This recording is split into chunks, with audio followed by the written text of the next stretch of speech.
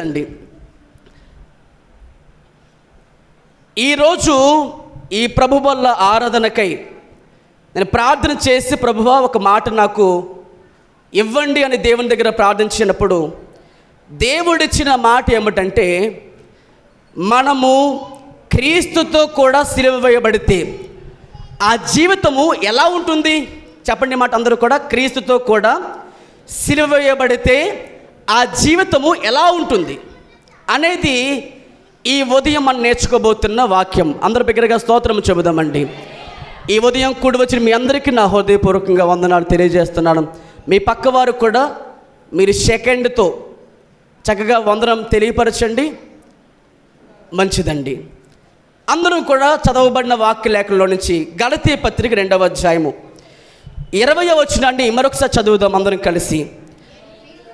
నేను క్రీస్తుతో కూడా సిలువ వేయబడి ఉన్నాను, ఇకను జీవించువాడు నేను కాను, క్రీస్తే నా యందు జీవిస్తూ ఉన్నారు. హల్లెలూయా చెప్పండి బిగ్గరగా.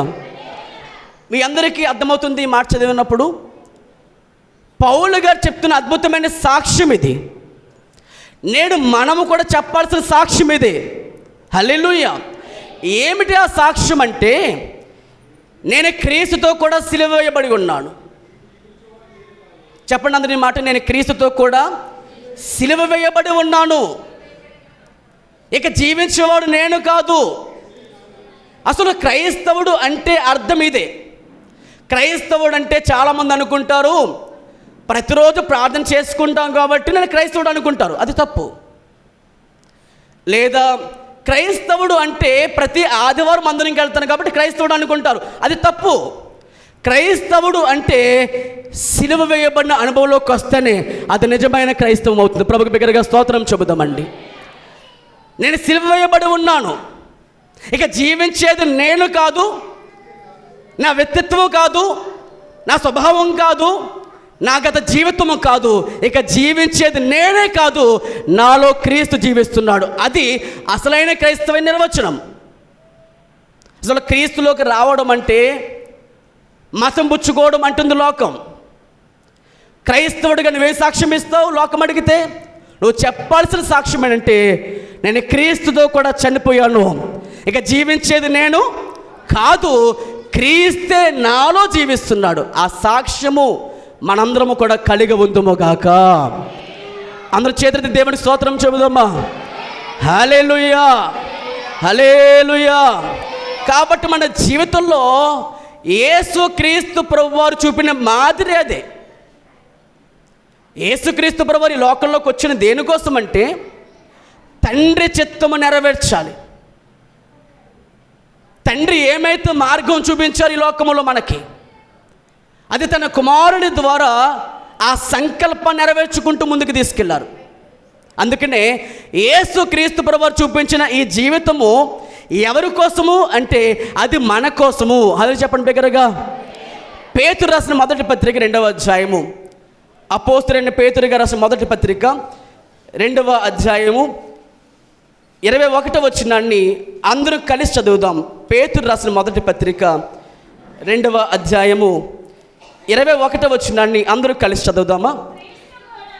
క్రీస్తు కూడా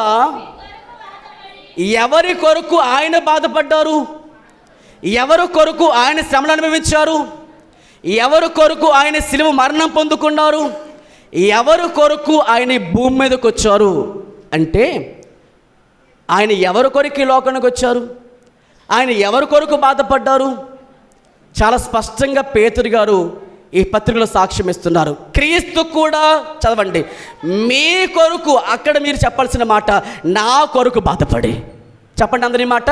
నా కొరకు ఆయన బాధపడ్డారు, నా కొరకు ఆయన శ్రమపడ్డారు, నా కొరకు ఆయన మరణించారు, నా కొరకే ఆయన సిలువలో త్యాగం చేస్తారు, నా కొరకు యేసే త్వరగా రాబోతున్నాడు. హల్లెలూయా చెప్పండి బిగ్గరగా అందరూ కూడా.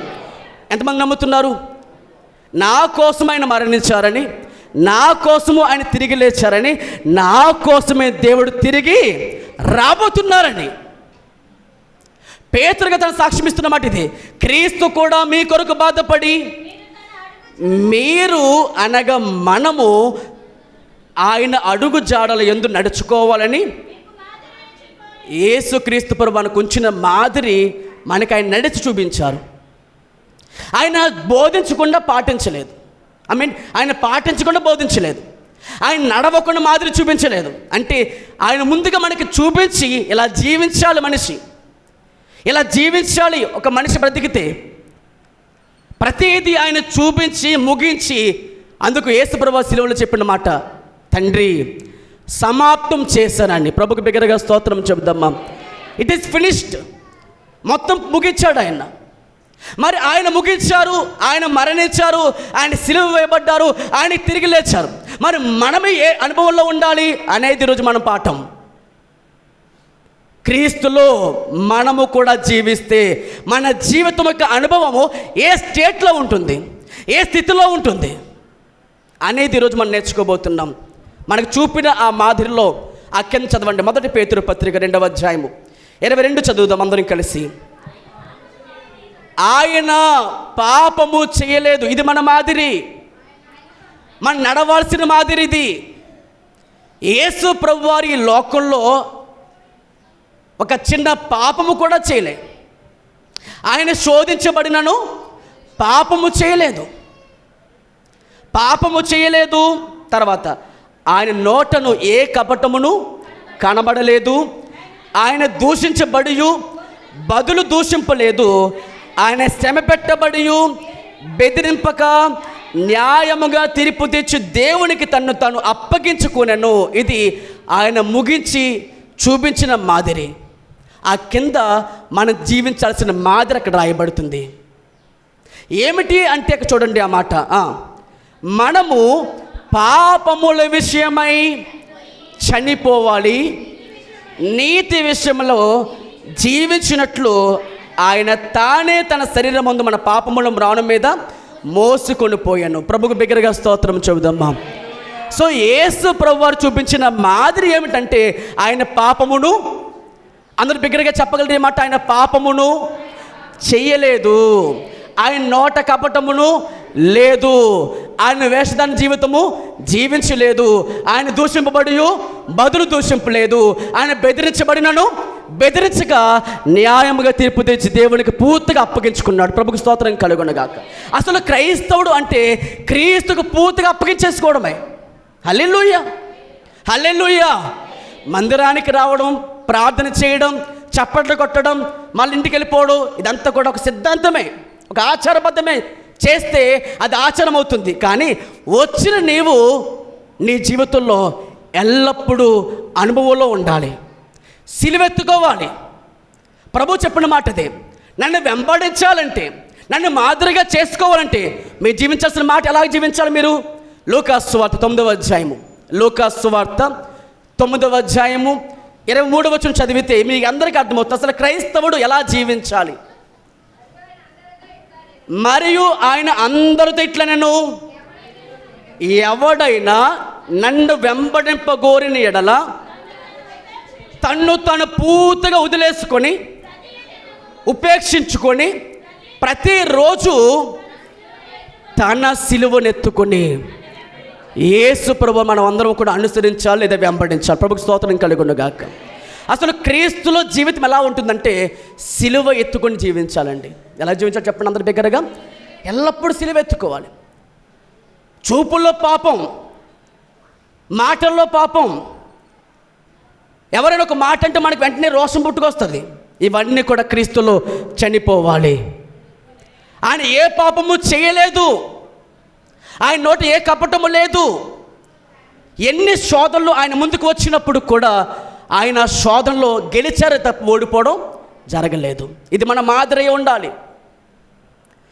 ఆ తర్వాత పేతురుగా చెప్పిన మాట అదే, మనము కూడా పాపం విషయం ఏమైపోవాలంటే మనం కూడా చనిపోగలగాలి. ఏవండి మీకు విషయం చెప్పనా, ఒక మంచి మాట ఇది.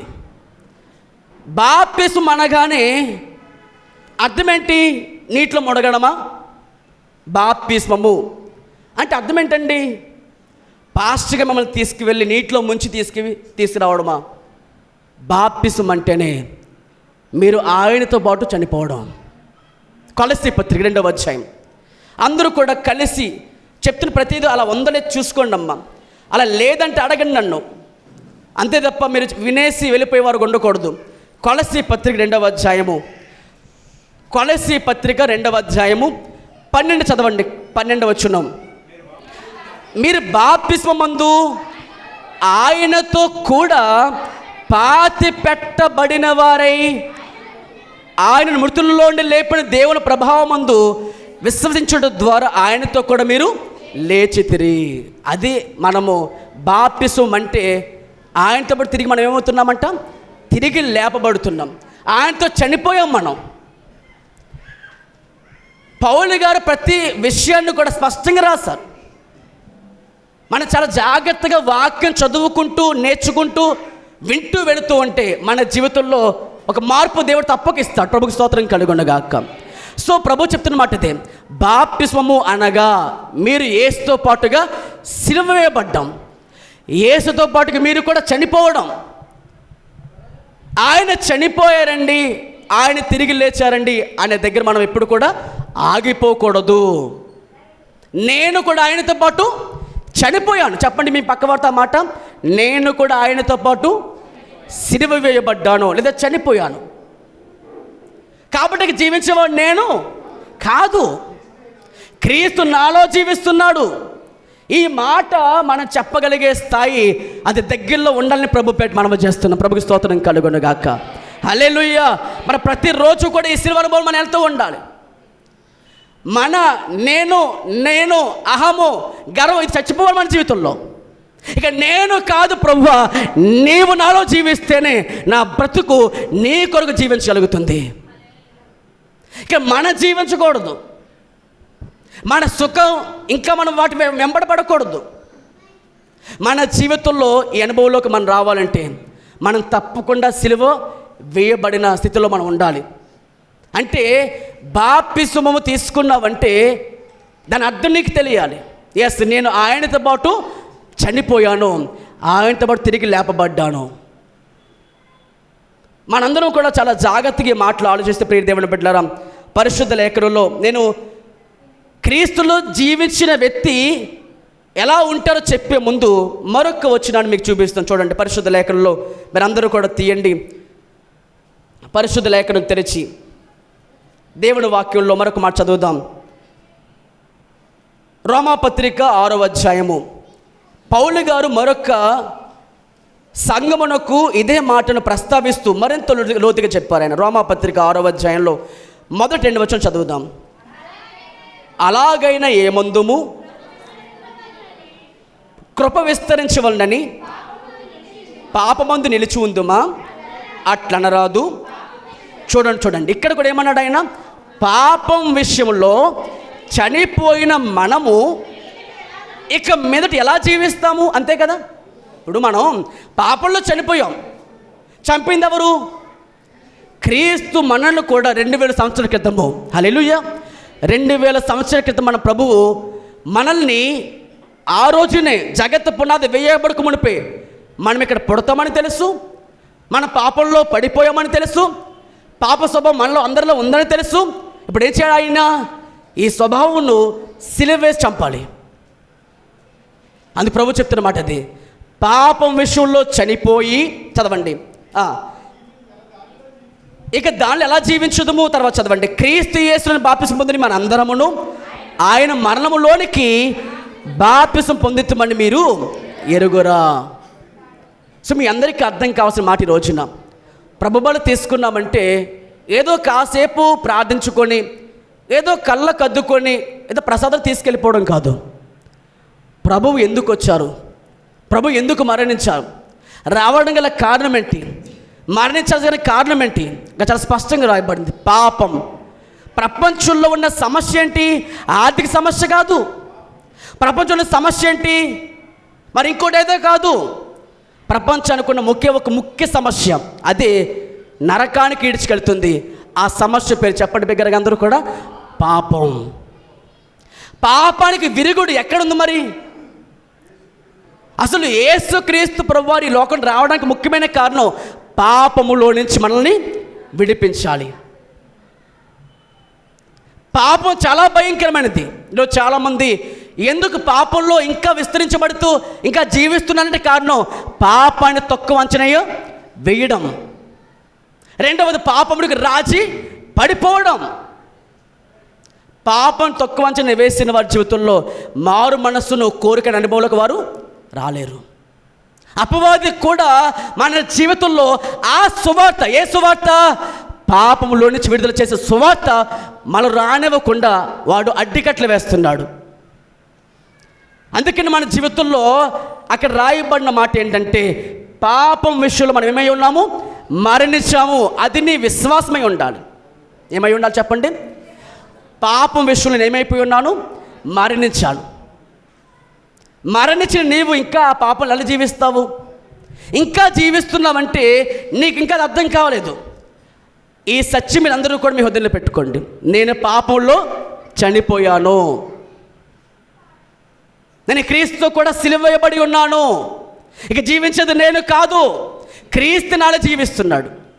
అలా జీవిస్తే ఏంటి అనుభవంలోకి వస్తామంటే, మొట్టమొదటి మాట, మనం విశ్వాసంలో జీవించగలుగుతాం.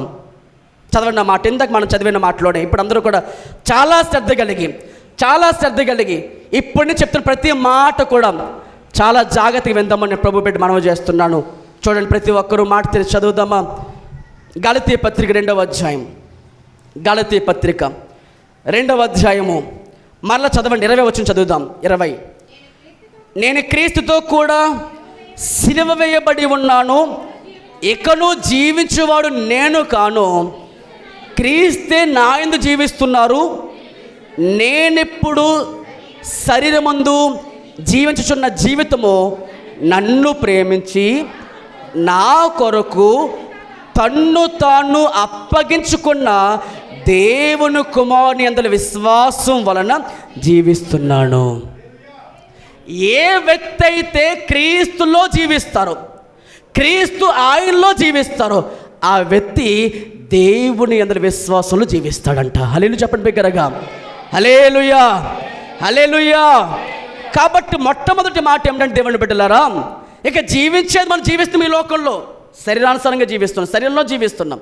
కానీ పౌలుగా చెప్తున్న మాట ఏంటంటే, నేను బ్రతికున్నది మీకు సేవ చేయడానికి ఈ శరీరం ఉన్నది, కానీ ఎప్పుడెప్పుడు ఆయన దగ్గర వెళ్ళిపోదామని చూస్తున్నాను. నేను చావైతే నాకు మేలు, లాభం, బ్రతుకుట క్రీస్తే, చావైతే లాభం అని చెప్పిన గొప్ప సాక్ష్యం ఎవరు చెప్పగలరు ఈ మాట? అంటే చావును కూడా మేలుగా లాభంగా ఎంచుకున్న భక్తుడు ఏ స్థాయిలో జీవించాలో చూడండి ఒకసారి. మనము కూడా ఆ స్థాయిలో జీవించాలి. ఆ జీవితం జీవించడానికి ఏం కావాలి? విశ్వాసం కావాలి, విశ్వాసము కావాలి. ప్రభువులోకి వచ్చావంటే విశ్వాసం ద్వారా వచ్చావు. ఆ విశ్వాసమును అప్పుడప్పుడు వాడుకోకూడదు. మరి ఏం చేయాలి? విశ్వాసమును కడ వరకు మరణం వరకు లేదా ప్రభువు రాకడ వరకు మనం ఏం చేయాలి? దాన్ని కాపాడుకోగలగాలి. నేను అదే నేర్చుకున్నాం మనం. విశ్వాసం మనం ఏమవ్వాలట? స్థిరపడాలి. స్థిరపడితే మనం ఎంత గొప్ప అనుభవంలో మనకి వెళ్ళగలుగుతాం. చూడండి, మనము విశ్వాసంలో జీవించగలుగుతాం. ఎప్పుడు? మనలో క్రీస్తు జీవిస్తే మనము విశ్వాసములో జీవించుచున్నాము, విశ్వాసం జీవిస్తున్నాము. చూడండి, ఆ మాట మీకు అందరికీ కూడా విశ్వాసంలో జీవించడం అంటే ఏంటో మనం చాలా జాగ్రత్త కలిగి కొన్ని మాటలు విందాం. ప్రియ దేవుని బిడ్డ, ఆలోచన చేసుకుందామా? హల్లెలూయా చెప్పండి బిగ్గరగా. ఎందుకంటే విశ్వాసము మూలముగానే మనము ఆయనతో అంటి కట్టబడుతున్నాం, ఆయనలో జీవించగలుగుతున్నాం, ఆయన మనలో జీవిస్తారు. ఎవరిని ఎప్పుడు కూడా ఆయన బలవంతంగా ఆయన ఫోర్స్ చేయడు. ఆయన మనలో ఏముండాలి చెప్పండి? విశ్వాసం ఉండాలి.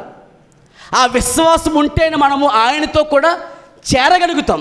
పరిశుద్ధ లేఖనంలో రోమాపత్రిక 5వ అధ్యాయము 1వ వచనం చదువుదామా? రోమాపత్రిక 5వ అధ్యాయము 1వ వచనం చదవండి. మరొకసారి చదవండి. కాబట్టి విశ్వాసం మూలమున మనము నీతిమంతులుగా తీర్చబడి మన ప్రభువైన యేసుక్రీస్తు ద్వారా దేవునితో సమాధానము కలిగి ఉందుము. మరియు ఆయన ద్వారా మనము విశ్వాసం వలన ఈ కృపయందు ప్రవేశము గలవారమై అందులో నిలిచి ఉండి దేవుని మహిమను గురించి నిరీక్షణ బట్టి మనము అతిశయపడుచున్నాం. సో ప్రభువు చెప్తున్న మాట అదే. పౌలు గారు ఏమన్నారు ఇందాక? నేను సిలువ వేయబడి ఉన్నాను, క్రీస్తు నాలో జీవిస్తున్నారు. ఇక నేను జీవించేది శరీర ప్రకారం జీవిస్తున్నాను, కానీ నాలో క్రీస్తు ఉన్నారు. నేను దేవుడి కృపయందు విశ్వాసులు జీవిస్తున్నాను. అంటే ఒక మాట వినండి, క్రీస్తు మనలో జీవించకపోయినా, మనలో సిలువ అనుభవం లేకపోయినా, లేదా మనము క్రీస్తుతో పాటు సిలువ వేయబడని జీవితం జీవించిన విశ్వాసము ఏమైనట్లు? నిష్ప్రయోజనం అయిపోతుంది, నిరర్థకమవుతుంది. ఆ తర్వాత మీరు చెప్తాను విశ్వాసం ఎంత ప్రాముఖ్యమో. ప్రభు చెప్తున్న మాట ఏంటంటే, విశ్వాస మూలమున మనము నీతిమంతులుగా తీర్చబడ్డాం. ఒక విషయం చెప్పనా? రక్షణకు మూలం విశ్వాసము. రక్షణ మూలం ఏంటి? విశ్వాసం. విశ్వాసం లేకుండా దేవుడికి ఇష్టం ఉండడం సాధ్యము కాదు. మనము విశ్వాసం వలననే, కృపచేతనే రక్షించబడి ఉన్నాం. ఇది దేవుని వరమే, కానీ మీ క్రియలు కాదన్నాడు ఆయన. మనం ఏదో గొప్ప కార్యాలు చేస్తానో, ధర్మ కార్యాలు చేస్తానో, మంచిగా అందరికీ దానం చేస్తానో మనకు రక్షణ రాలేదు. రక్షణ వెనుకున్నటువంటి అనుభవం చూస్తే అది సిలువ వేయబడిన అనుభవంలో ఉన్నాం. ఇప్పుడు ఎంతమంది అయితే ఆయన అంగీకరించామో అందరము కూడా దేవుని కుటుంబంలో చేర్చబడ్డాం. గట్టిగా చెప్పలు కూడా దేవుని స్తోత్రం చెప్పండి. హల్లెలూయా. ఎవరైతే విశ్వాసంతో ఆయన సన్నిధికి వచ్చి ఉన్నామో వారు తప్పకుండా అనుభవం పొందుకుంటాం.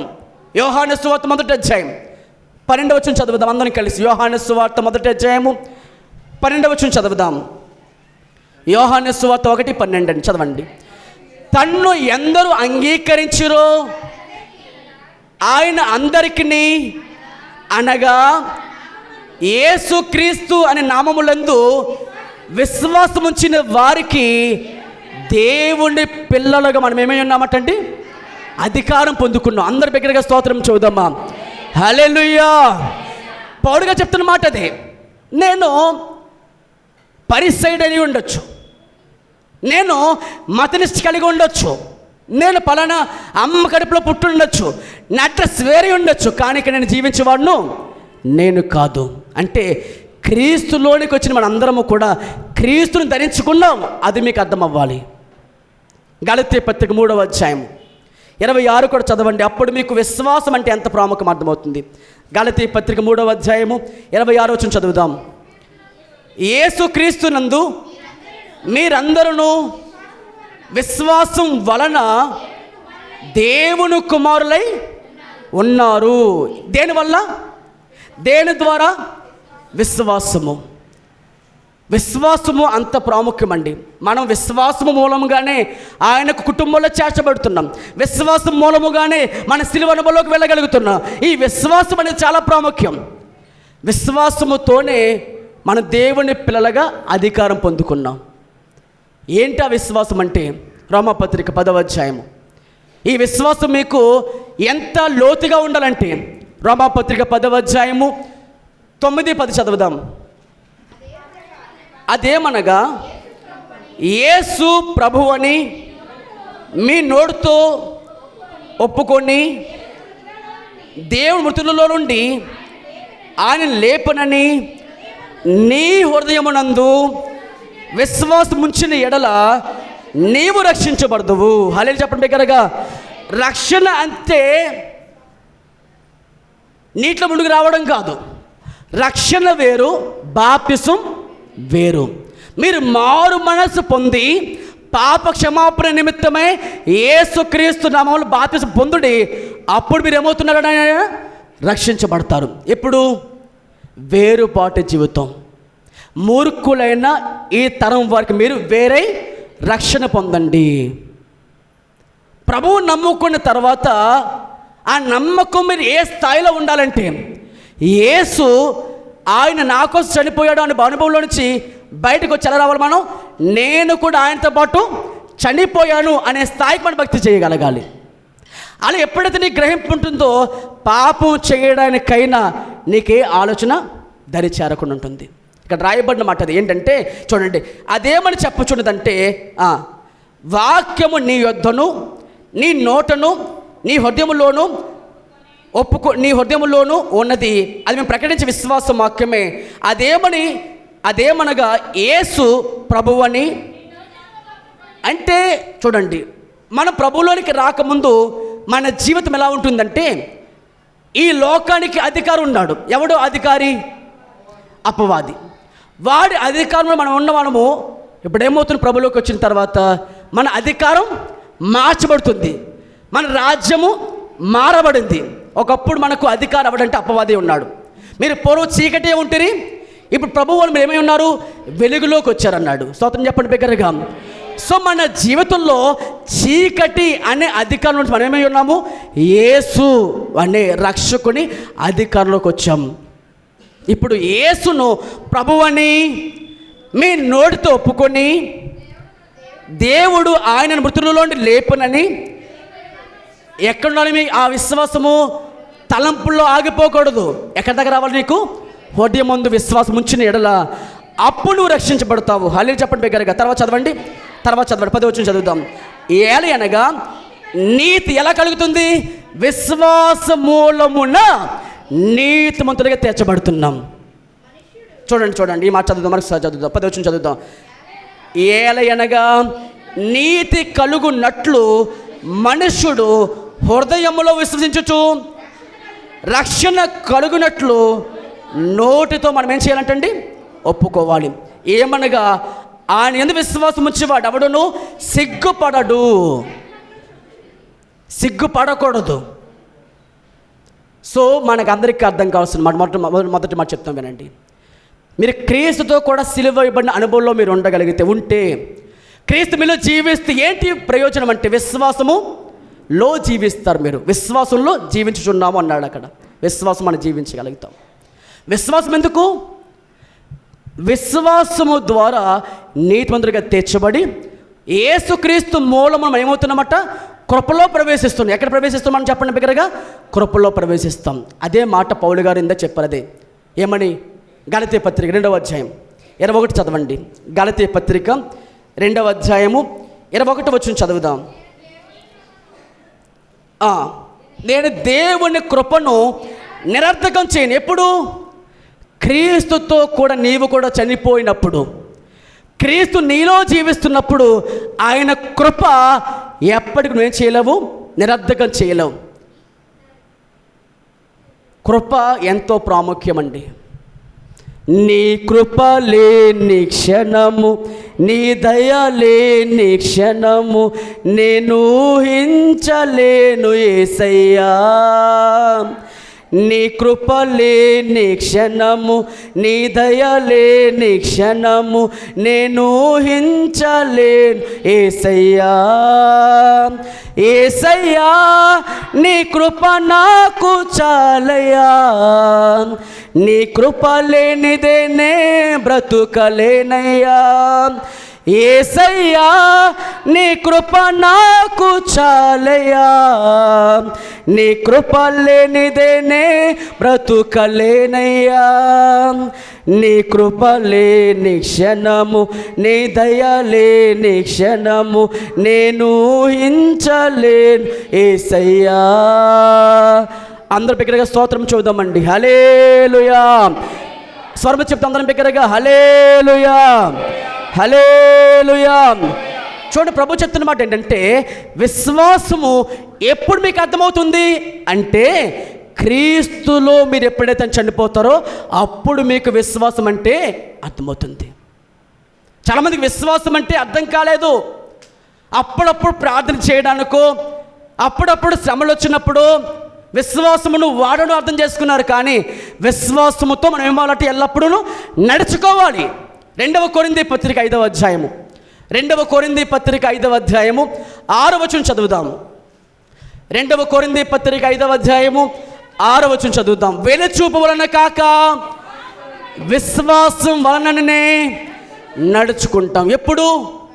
ఎప్పుడంటే నీవెప్పుడైతే క్రీస్తుతో పాటు సిలువ వేయబడతావో, ఎప్పుడైతే నువ్వు లోకముతో పాటు సిలువ వేయబడతావో, ఎప్పుడైతే నువ్వు ఆయనతో పాటు మరణించావో అప్పుడు అది నీకు అర్థమైతే ఈ సత్యము నీకు మరుగు చేయడానికి అపవాది ప్రయత్నం చేస్తాడు. కానీ సత్యమెలిగిన నీవు నాకు బాగా ఇష్టమైన మాట ఏంటంటేనండి, అది నాకు ఎల్లప్పుడు గుర్తొస్తుంది. ఇప్పుడు చెప్తున్నప్పుడు కూడా ఆ మాట గుర్తొస్తుంది. ఆ మాట చదువుదాం ఒకసారి, ఎందుకైనా మంచిది. ఎందుకు ఆ మాట ముందుకు వెళ్ళిన తర్వాత దాంట్లో వెళ్దాం. అపోస్తుల కార్యములు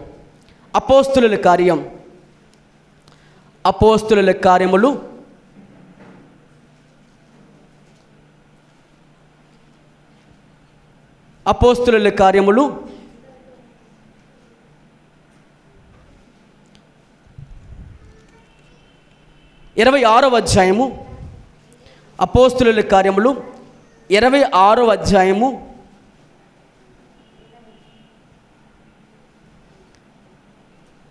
దయచేసి ఈ మాట మనందరం కలిసి చదువుదాం.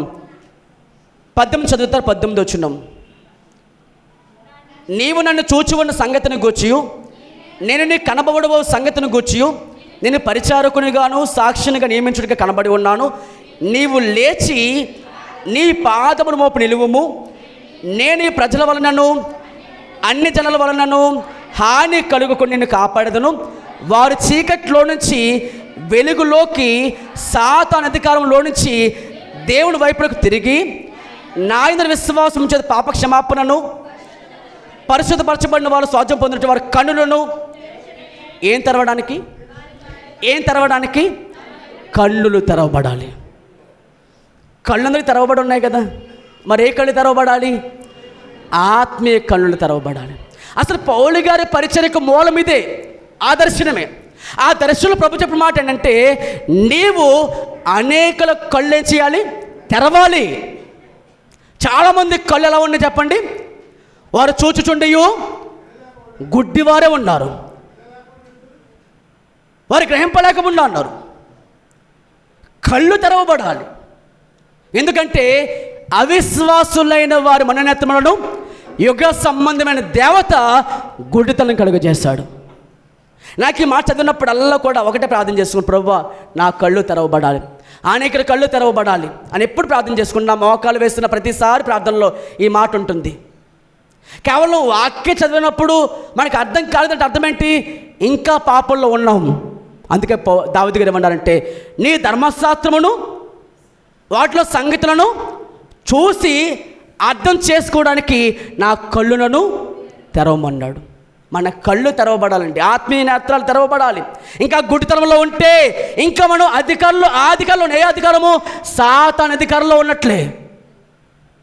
క్రీస్తులో వచ్చావంటే నీకు ఏ అనుభవంలో ఉండాలి? నీవు ఆయనలో చనిపోవాలి. ఆ విశ్వాసం నీకుంటే నీకు పాప క్షమాపణ కలుగుతుంది. అయితే పాప క్షమాపణ ఎందుకు వస్తుంది? రాదు కదా. ఆయన వెలుగులో ఉన్న ప్రకారం మీరును వెలుగులో నడిచిన ఎడల ఆయనతో అన్యోన్య సహవాసం గలవారం ఉంటాము. అప్పుడు దేవుడు కుమారుడు యేసుక్రీస్తు రక్తం ప్రతి పాపం నుండి ఆయన్ని పవిత్రపరుచున్నాం. ప్రభుకి స్తోత్రం చెప్దాం అందరం కూడా. సో ప్రతి ఒక్కరి మాట ఆలోచించండి. మనతో మొట్టమొదటిగా ఏంటది? విశ్వాసముతో మనం జీవించాలి. ఎప్పుడు? క్రీస్తులో ఎప్పుడైతే చనిపోతామో అప్పుడు విశ్వాసంలో జీవించగలుగుతున్నాం. రెండవది, కృపను నిరర్థకము చేసుకోకూడదు. ఏంటి కృప? కృప అందరికీ చాలా ప్రాముఖ్యం. మన దేవుడు ఎవరంటే మన కోసం దిగి వచ్చినది కృపను ఇవ్వడానికి వచ్చాడు ఆయన. ఏమివ్వడానికి వచ్చాడు ఆయన? కృప. ఉదాహరణ చెప్తే వినండి. వ్యభిచారంతో పట్టబడిన స్త్రీ అందరి ముందుకు తీసుకువచ్చి నిర్దాక్షిణ్యంగా ఆమెను ఈడ్చుకు తీసుకువచ్చి ఆయన మధ్య నిలబెట్టి ఏమన్నారు? అయ్యా, ధర్మశాస్త్రం ప్రకారంగా మేము ఏం చేయాలి? ఇప్పుడు నేను రాళ్ళతో కూడా చంపేయాలి. అంటే ధర్మశాస్త్రం ఏం చెప్తుంది? మోషేగా ధర్మశాస్త్రము ఆ వ్యక్తికి క్షమాపణ లేకుండా చంపాలి అని ఉంది కదా. ఇప్పుడు ఏం చేయమంటావు? నువ్వేం చెప్తావు అని ఆయన శోధించారు. అప్పుడు ఏసీ ఏమన్నారు? చంపేయండి అన్నారా? మీలో ఎవరైనా పాపము చేయకపోతే వెంటనే రాయి వేసి చంపమన్నారు. అందరు రాళ్ళు పట్టుకొచ్చిన వాళ్ళే. కానీ ఎప్పుడైతే యేసుక్రీస్తు ప్రభువు మాట చెప్పడం జరిగిందో అందరూ అలా ఏమైపోయినాయి? కింద పడ్డాయి. ఎందుకని? ఏ భేదము లేదు. అందరూ పాపం చేసిన అందరూ పాపులే. పాపం చేయని మానవుడి లోకల్ ఎవరు ఉన్నారా? ఎవ్వరు లేరు, ఒక యేసు ప్రభువు తప్ప. ప్రభుకి స్తోత్రం చెప్పండి బిగ్గరగా. ఆయనే కృపనివ్వగలడు. ఎందుకని?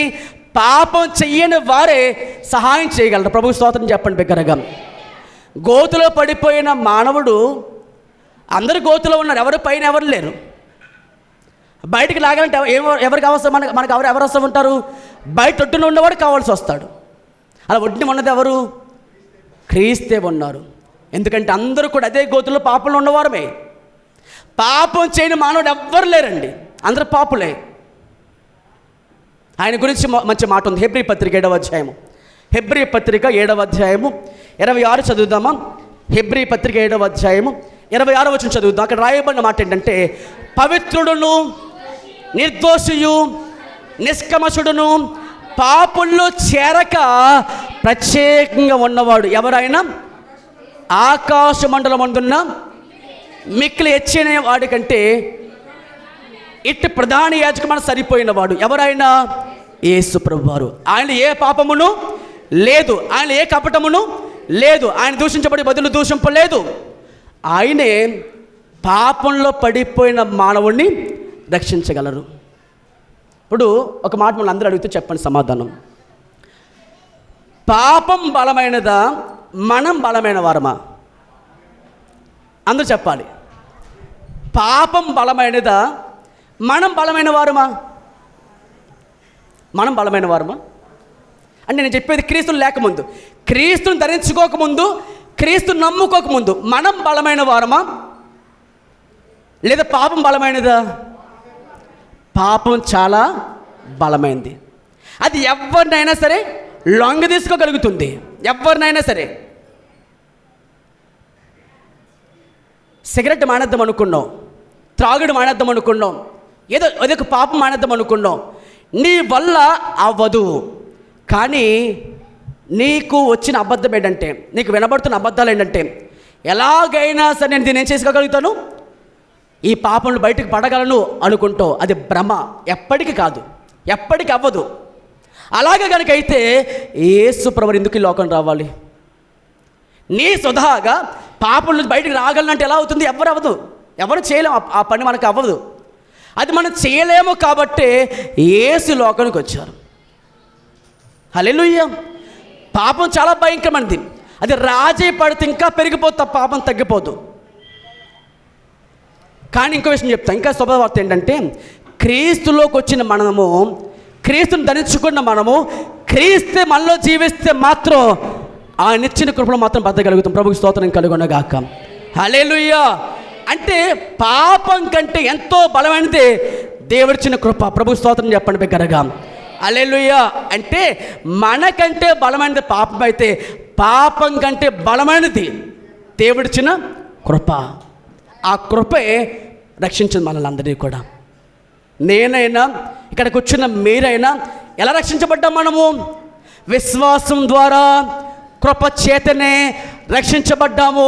ఇది మన కార్యాల వల్ల జరగలేదు, దేవుడు వరం వల్ల జరిగింది. ప్రభు గట్టిగా చాపలు కూడా స్తోత్రం చెప్పండి దగ్గరగా. హల్లెలూయా. విశ్వాసం ఎక్కడ కనిపించినా మీకు అర్థం కావాలి, అక్కడ కృప ఉంటుందని. విశ్వాసం ఎంత అయితే మీలో ఉంటుందో అంతే కృప దేవుడు మీకు అనుగ్రహిస్తాడు. ప్రభుకు స్తోత్రం చెప్పండి బిగ్గరగా. హల్లెలూయా. విశ్వాసం అంటేనండి ఎదురు చెప్పకూడదు. ఇంక నువ్వు మత్తయి 4:19 శిష్యులతో ఏమన్నాడు యేసుప్రభువు వారు? నా వెంబడి రండి అనగానే ఒక మాట చెప్పకుండా, ఎందుకు, ఎక్కడికి, నువ్వెవరు అడగలే. విశ్వాసం అంటే చూడని దాన్ని ముందుగా నమ్మడం విశ్వాసం. విశ్వాసం అంటే ఆయనకి చేసిన వాగ్దానము నమ్మడం విశ్వాసం.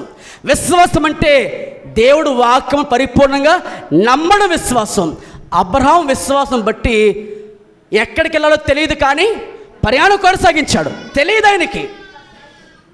నోవహు కూడా విశ్వాసం బట్టి ప్రయాణం కొనసాగించాడు. అది వరకు చూడని సంగతుల గురించి ఎరిగిన వాడే, హెచ్చరించబడిన వాడే వాడ కట్టాడు. అప్పటి వరకు వర్షం తెలియదు. నువ్వు చూడని దాన్ని నమ్మడమే విశ్వాసం. ప్రభుకి బిగ్గరగా స్తోత్రం చేద్దామా. కృప, విశ్వాసంతో ఉన్న వ్యక్తికి దేవుడు తప్పక కృపణిస్తాడు. ఈ కృప నిరతగా ఎప్పుడవుతుంది? క్రీస్తు నేను జీవించకపోతే, నువ్వు సిలువ వేయబడుకుని ఇంకా పాపంలో జీవిస్తే మాత్రం కృప నిరతకమవుతుంది. దానికి మనందరం కూడా గుర్తుపెట్టుకోండి, క్రీస్తు మనతో ఉన్నప్పుడు, లేదా మనము క్రీస్తులో ఎప్పుడైతే ఉంటున్నామో అప్పుడు మన శక్తివంతులుగా మారుతాం. ఎఫెసీ పత్రిక 6వ అధ్యాయం 10వ వచనం చదవండి. ఎఫెసీ పత్రిక 6వ అధ్యాయము 10వ వచనం చదువుదాం. ఎఫెసీ పత్రిక 6వ అధ్యాయము 10వ వచనం చదువుదాం. తొదకు ప్రభువు యొక్క మహాశక్తిని బట్టి మీరు ఆయన యందు బలవంతులే ఉండండి. మనం ఎలా ఉండాలటండి? ఎప్పుడు బలవంతులు మనము? నా బలమంతా నీవేనయ్యా, నా బలమంతా నీవేనయ్యా. అలలు లేచినను తుఫాను ఎగసినను, అలలు లేచినను తుఫాను ఎగసినను కాపాడే దేవుడవయ్యా. ఎవరు? ఎప్పుడైతే నువ్వు క్రీస్తుతో కూడా ఉంటావో అప్పుడు నీ బలవంతుడవు. క్రీస్తు నీతో ఉన్నాడు కాబట్టి, నువ్వు క్రీస్తుని ధరించుకున్నావు కాబట్టి ఈ పాపమునైనా లోకమునైనా శరీరమునైనా సాతాన్నైనా నువ్వు జయించగలుగుతావు. ఎప్పుడు? ప్రభు యొక్క మహాశక్తిని బట్టి నువ్వు బలవంతులు ఉన్నప్పుడే. ఆయన సర్వాంకవచం ధరించుకోవాలి, విశ్వాసం డాలు పట్టుకోవాలి, ఆత్మ ఖడ్గముతో వాక్యం పట్టుకోవాలి, ఆత్మను ప్రతి విషయంలో ప్రార్థన చేయగలగాలి. అప్పుడు పాపాన్ని జయించగలుగుతావు, లోకాన్ని జయించగలుగుతావు. ఈ అనుభవం నీకు ఎప్పుడైతే వస్తుందో అప్పుడు కృప నీకు అర్థమవుతుంది. నేను పాపం జయించగలను పాస్టర్ గారు అన్నావు అనుకోండి, క్వశ్చన్ అడుగుతాం. న్యూ ఇయర్లో ఒక తీర్మానం చేసుకున్నావు నువ్వు. ఏంటా తీర్మానం? ఈ సంవత్సరమైన ప్రభా నేను చాలా జాగ్రత్తగా బ్రతుకుతావు ప్రభా అనుకుంటారు చాలామంది. నువ్వు తీసుకున్న తీర్మానంలో ఇప్పుడు చెప్తున్నాను, ఇది 6వ నెల 7వ తారీఖు. ఇప్పుడు చెప్పు, నువ్వు తీర్మానంలో ఉండగలుగుతున్నావా? ఎందుకంటే నీ తీర్మానము నీ సొంత చిత్తముతో ఎప్పుడు ప్రభుతో నడవలేం మనం. ఆయన నీతో ఉంటే నా యందు మీరును మీద నా మాట నిలిచి ఉన్న ఎడల మీకేది ఇష్టం అడగండి. అంటే మనము ఆయన కోరుతుంది ఏంటంటే మనతో ఉండి ఆయన మన పని చేయడం కోసం వస్తున్నాడు ఆయన. వాళ్ళు చెప్పండి బిగ్గరగా. నువ్వు ఎక్కడ ఉన్నా కానీ, ఏ స్థలంలో ఉన్నా కానీ, ఏ పరిచయం చేస్తున్నా కానీ నీతో కూడా ఆయన ఉండాలని ఆశపడుతున్నాడు.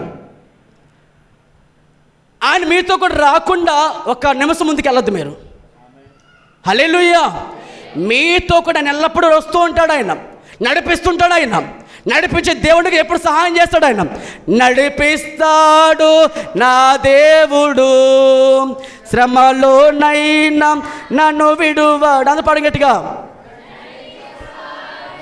నా దేవుడు శ్రమలోనైనా నన్ను విడువాడు, అడుగులు తడబడిన అలసట పైబడిన, అడుగులు తడబడిన అలసట పైబడిన, చెయ్యి పట్టి వెన్ను తట్టి చక్కని ఆలోచన చెప్పి, చెయ్యి పట్టి వెన్ను తట్టి చక్కని ఆలోచన చెప్పి నడిపిస్తాడు నా దేవుడు, శ్రమలోనైనా నన్ను విడువాడు.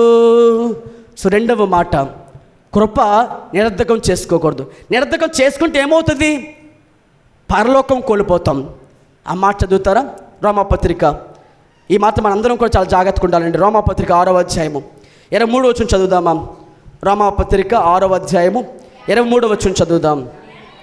ఏలయనగా పాపముల జీతమును మరణము, అయితే దేవుని కృపావరము మన ప్రభువైన యేసుక్రీస్తునందు నిత్య జీవము.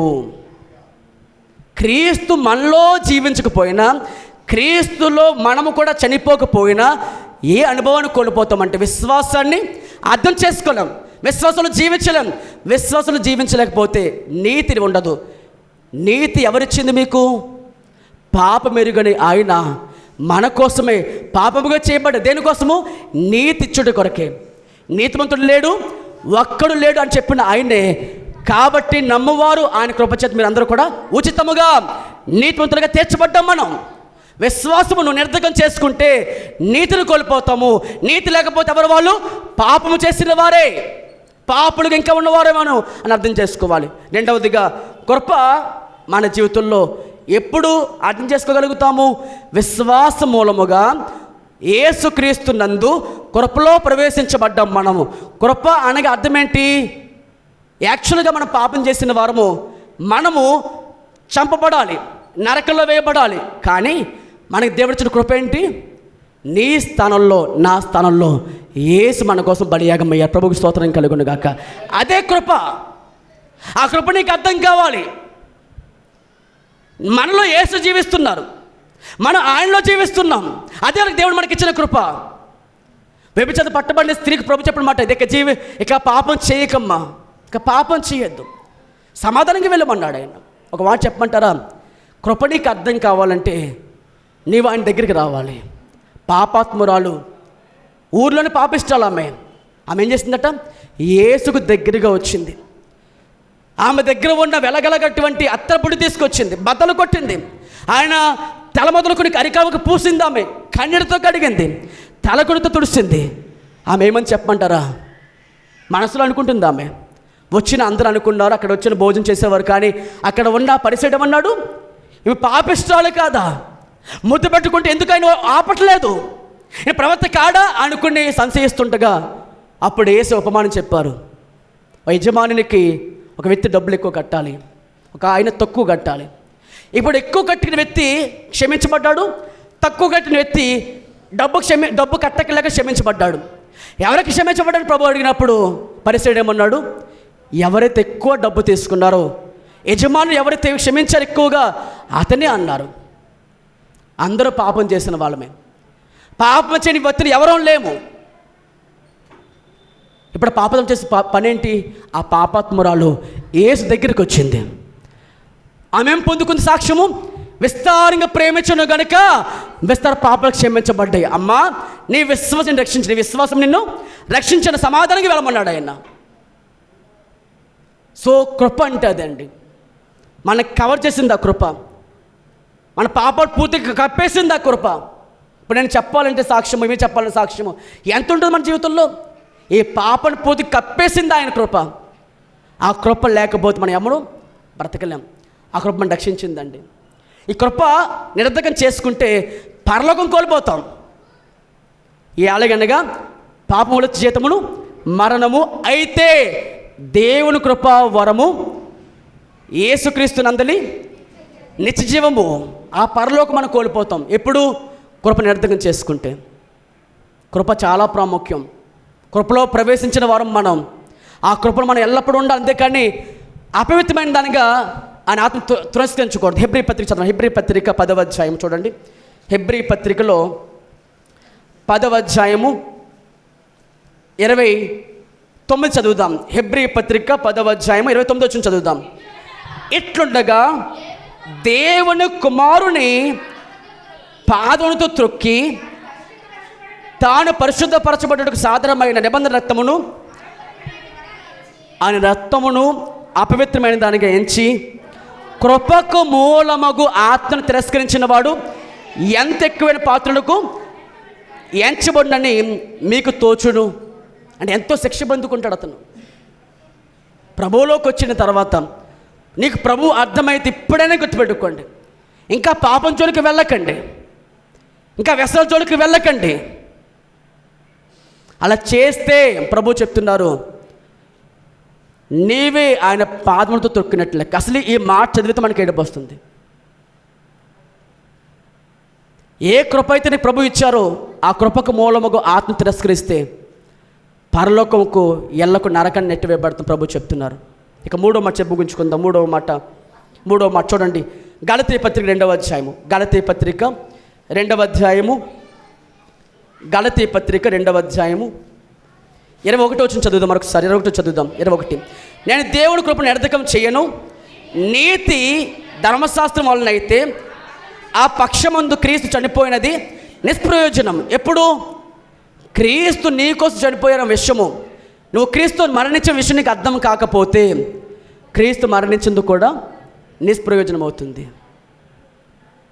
క్రీస్తు నీ కోసం మరణించారు, క్రీస్తు నా కోసం మరణించారు అని చెప్పడం మాత్రమే కాక మనము ఆయన కృపను అర్థం చేసుకోగలిగితే, ఎస్ ఆయన నా కోసం మరణించారు, ఆయన నా కోసం తిరిగి లేచారు, ఆయన నా కోసం తిరిగి రాబోతున్నారు అని అర్థం చేసుకుంటే నీవు నేను నూతన జీవంలో ఉండగలుగుతాం. ఎక్కడుంటే చెప్పండి, అందరూ కూడా నూతన జీవం కలిగి ఉంటాం. రోమాపత్రిక 6వ అధ్యాయం 3-6 చదువుతాం.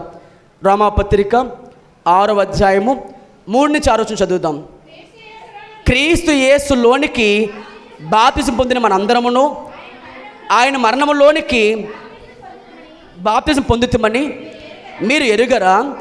కాబట్టి తండ్రి మహిమ వలన క్రీస్తు మృతులలో నుండి ఎలాగ లేపబడునో అలాగే మనమును, చెప్పండి అందరూ మనం గట్టిగా, అలాగే మనమును నూతన జీవం పొందిన వారమై నడుచుకున్నట్లు మనం బాప్తిసం వలన మరణములో పాలు పొందుటకై ఆయనతో కూడా పాతి పెట్టబడ్డాము. అందరి బిగ్గరగా స్తోత్రం చెబుదామా. సో మీకు అర్థం కావాల్సిన మాట ఏంటి? నేను ఆయనతో పాటు సిలువ వేయబడ్డాను, ఆయనతో పాటు చనిపోయాను, ఆయనతో పాటు తిరిగి లేపబడ్డాము. ఆ లేపబడ్డమే నూతన జీవం పొందుకున్నాం. ఎప్పుడు నీకు అర్థమవుతుంది? ఆయన మరణము నీకు అర్థమైతే. అప్పుడప్పుడు గుడ్ ఫ్రైడే కాదు, అప్పుడప్పుడు రిజరెక్షన్ రోజుని కాదు, ఎల్లప్పుడూ ప్రతి క్షణం నీకు గుర్తు రావాలి. నెలకు ఒకసారి కాదు, అనుక్షణము కూడా ఆయన నాతో మరణించండి నీకు గుర్తు ఎప్పుడైతే వస్తుందో అప్పుడు నీకు అర్థమవుతుంది ఆయన ఇచ్చిన జీవం నీకు అర్థమవుద్ది. ఆయన జీవం దయచేసిన వాడు ఆయన. కేవలం అప్పుడప్పుడు మనం ఆయన అర్థం చేసుకోవడం కాదు, ప్రతిరోజు నీకు ఆ మాట గుర్తుండాలి. ఎస్, నేను చనిపోయాను, నేను పాతి పెట్టబడ్డాను, ఆయన జీవంలో నేను ఉండగలుగుతున్నాను. నూతన జీవం పొందుకున్నాం మనం. ఎప్పుడు అర్థమైంది ఇది నీకంటే? క్రీస్తు మరణమును అర్థం చేసుకున్నప్పుడే. అందుకే పౌలు అన్నారు, ఇక జీవించేవాడు నేను కాదు. చదువుదాం, ఆ మాట చదువు ముగించేసుకుందాం. గలతీ పత్రిక 2వ అధ్యాయము 20 నుంచి ఆ వచ్చిన చదువు ముగించుకుందాం. అందరూ స్పష్టంగా చదవండి. ప్రతి అర్థం చేసుకున్నారు కదా. తర్వాత వినండి, వాక్యం గ్రూపులో మన వీటిలో పెట్టబడుతున్నప్పుడు కూడా అందరూ అర్థం చేసుకోవడానికి చూడండి. చదవండి అమ్మా. నేను ఇక క్రీస్తుతో కూడా సిలువ వేయబడి ఉన్నాను, ఇక అది జీవించేవాడు నేను కాదు, క్రీస్తే నాలో జీవించుచున్నాడు. నేనెప్పుడు శరీరమును జీవిస్తున్న జీవితము నన్ను ప్రేమించి నా కొరకు తను అప్పగించుకున్న దేవుని కుమారుని అందరి విశ్వాసం మూలంగా జీవించుచున్నాను. ఇది ఒకటి, విశ్వాసం మూలంగా జీవిస్తున్నాం. ఎప్పుడు? ఆయన మనలో జీవించినప్పుడు. రెండవదిగా, నేను దేవుని కృపను నిరర్ధకించాను. ఎప్పుడు? ఆయన మనలో జీవించినప్పుడు. మూడవదిగా, క్రీస్తు కూడా మన కొరకు చనిపోయినది ఎప్పుడైతే నీకు అర్థమవుతుందో. ధర్మశాస్త్రం వలన కాదు అది. ధర్మశాస్త్రము పాపమేట చూపించింది కదా, పాపంలో తీసివేయలేకపోయింది, కృపయే తీసివేయగలిగింది. యేసుక్రీస్తు ప్రభువారి చేసిన త్యాగమే పాపం తీసివేయగలిగింది. ధర్మశాస్త్రం అద్దం లాంటిది, చూపిస్తుంది అంతే, పాపం తీయలేదు. కానీ కృప మాత్రం, ఆయన చేసిన త్యాగం మాత్రమే మనకు అర్థమవుతుంది. అది ఎప్పుడు నీకు అర్థమవుతుంది అంటే క్రీస్తు నీలో జీవించినప్పుడు. లేదంటే నీకు ఆ అనుభవము నిష్ప్రయోజనం అయిపోతుందని గుర్తుపెట్టుకుందాం. ప్రార్థన చేసుకుందామా? చిన్న ప్రార్థన చేసి మన మధ్యన సేవకులకు వచ్చిన మాట వారు మనకి 2 మాటలు అప్పగిస్తారు, మనం నేర్చుకుందాం. అందరూ ప్రార్థన చేసుకుని చిన్న ప్రార్థన చేద్దాం. విత్తబడిన వాక్య నిమిత్తం క్లుప్తంగా చిన్న ప్రార్థన చేసుకుందాం.